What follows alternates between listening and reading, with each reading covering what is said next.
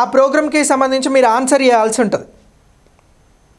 ఇప్పుడు ఏమని అంటున్నాం, ప్యాక్స్ అని అంటున్నాం.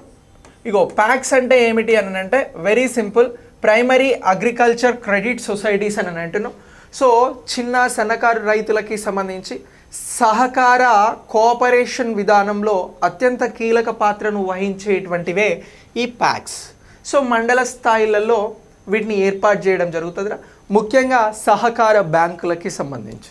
అయితే దీనికి సంబంధించినటువంటి అప్డేట్ ఏంటి అని అంటే జనవరి 8న ఇగో ఈ ప్యాక్స్కి సంబంధించి ఒక జాతీయ స్థాయిలో కాన్క్లేవ్ మీటింగ్ జరగబోతూ ఉందిరా.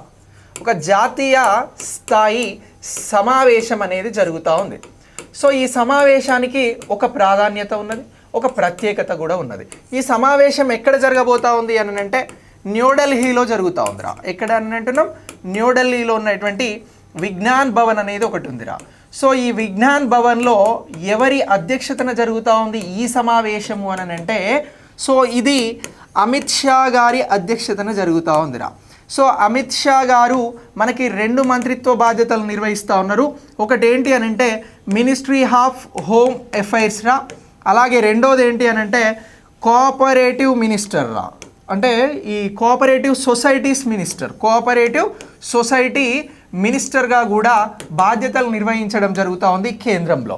సో ఇప్పుడు అమిత్ షా గారి ఆధ్వర్యంలో జాతీయ స్థాయిలో ప్యాక్స్కి సంబంధించినటువంటి కాన్క్లేవ్ జరుగుతూ ఉంది, మీటింగ్ సమావేశము అని గుర్తుంచుకోండి. ఎందుకు జరుగుతూ ఉంది ఈ కాన్క్లేవ్ అని అంటే ఇటీవల కేంద్రం ఒక కీలకమైనటువంటి ఆమోదాన్ని ఇవ్వడం జరిగింది. దేనికోసం ఆమోదం ఇచ్చింది అని అంటే ప్రధాన్ మంత్రి జన్ ఔషధ్ పరియోజనకి సంబంధించి. దేనికోసం అని అంటున్నాం, ప్రధానమంత్రి జన్ ఔషధ్ పరియోజన్ అని అంటున్నాం రా. ఓకే, భారతీయ జన్ ఔషధ్ పరియోజన్, రైట్. సో మరి ఈ జన్ ఔషధ్ పరియోజనకి సంబంధించి ప్రధాన్ మంత్రి భారతీయ జన్ ఔషధ్ పరియోజన్ BJP. ఓకే, భారతీయ జన్ ఔషధ్ పరియోజన్, రైట్, ఇలా రాయాలి. సో నేను కొంచెం ఫస్ట్ మిస్టేక్ రాసిన. ఇప్పుడు ఈ భారతీయ జన ఔషధ్ పరియోజనకి సంబంధించి ఏం చేసింది అని అంటే కేంద్ర ప్రభుత్వం మెడిసిన్స్ ఉన్నాయి కదరా, ఈ మెడిసిన్స్కి సంబంధించి ఇగో ఈ కేంద్ర ప్రభుత్వం ఏం చేస్తూ ఉంది అని అంటే క్వాలిటీ మెడిసిన్స్ని ఏమని అంటున్నాం, క్వాలిటీ మెడిసిన్స్ని ఈ ప్యాక్స్ ద్వారా అమ్మవచ్చు అని చెప్పేసి ఇటీవల ఆమోదం తెలిపింది, క్వాలిటీ మెడిసిన్. సో ఇప్పుడు ఈ క్వాలిటీ మెడిసిన్ అనేవి జనరల్గా ఉండేటువంటి మెడికల్ స్టోర్స్లలో కంటే 30 నుంచి 50% కంటే తక్కువ నుంచి 30 నుంచి 50% కంటే బిలో లేకపోతే ఈ మధ్యలో మనకు క్వాలిటీ మెడిసిన్స్ అనేవి జనరల్ మెడికల్ స్టోర్స్లో లభించేటువంటి మెడిసిన్స్ అనేవి ఈ ప్రధాన్ మంత్రి భారతీయ జన్ ఔషధ్ పరియోజన కార్యక్రమం ద్వారా మెడికల్ స్టోర్స్ని ఏర్పాటు చేసి పట్టణాలలో అందిస్తూ ఉన్నారు.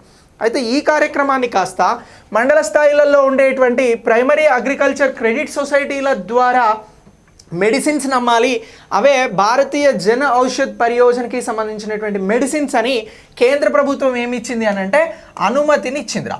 ఇలా అనుమతి అనేది ఇచ్చిన తర్వాత ఇప్పుడు ఏం చేస్తూ ఉన్నారు అని అంటే ఇగో ఈ సమావేశాన్ని నిర్వహిస్తూ ఉన్నారు.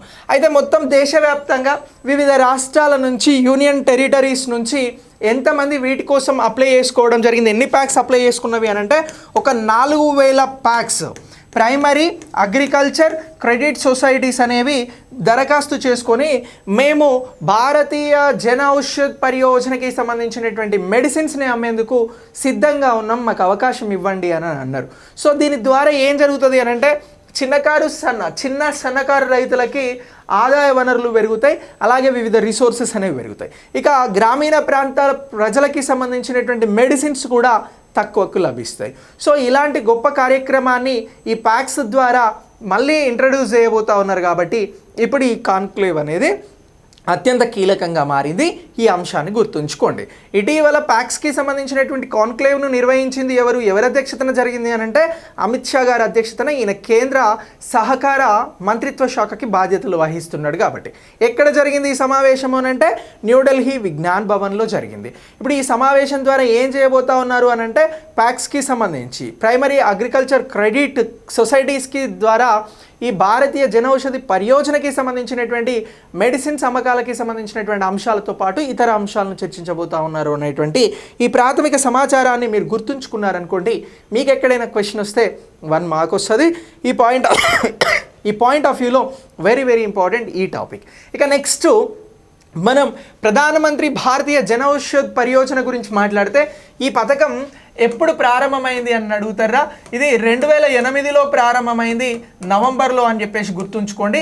దీన్ని ఆ తర్వాత ఏమని మార్చిరు అని అంటే ప్రధానమంత్రి భారతీయ జనౌషధ్ పరియోజనగా మార్చిరు. ఎప్పుడు మార్చడం జరిగింది, ఈ పేరుని ఎప్పుడు తీసుకొచ్చిరు అని అంటే 2015వ సంవత్సరం అని చెప్పేసి కూడా గుర్తుంచుకోండి. భారతదేశంలో అతి తక్కువకు క్వాలిటీ నాణ్యతతో కూడినటువంటి ఈ మెడిసిన్స్ అనేవి అందించేందుకోసమే వచ్చిన కార్యక్రమం 2008లో ఈ భారతీయ జనౌషధ్ పరియోజనకి సంబంధించినటువంటి కార్యక్రమం. సో ఇలా ఈ కార్యక్రమానికి సంబంధించి మీరందరూ కూడా అప్డేట్ చేసుకోండి. ఈ పాయింట్ ఆఫ్ వ్యూలో క్వశ్చన్ వస్తుంది, ఇఫ్ వస్తే వెరీ వెరీ ఇంపార్టెంట్. ఇక నెక్స్ట్